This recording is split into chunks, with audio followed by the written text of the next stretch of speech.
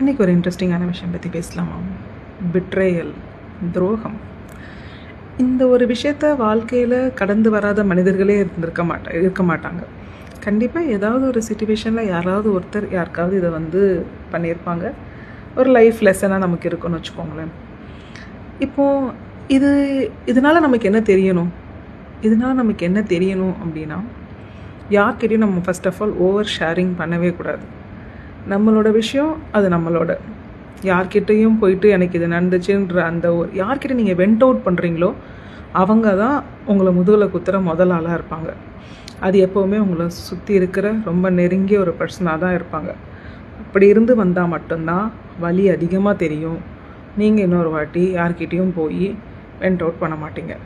So பேசிக்காக பிட்ரேயல்லேருந்து நம்ம கற்றுக்க வேண்டிய பாடம், தேவையில்லாமல் நம்ம வெண்ட் அவுட் பண்ணுறதுக்கு ஒரு பர்சனை சூஸ் பண்ணி பேசிக்கிட்டே இருக்கக்கூடாது. இன்ஸ்டெட் இது கடந்து போகும் அப்படின்னு சொல்லிட்டு நம்ம அடுத்த ஸ்டெப்புக்கு மூவ் ஆன் ஆகிடணும். இவ்வளோ தான் விஷயம்.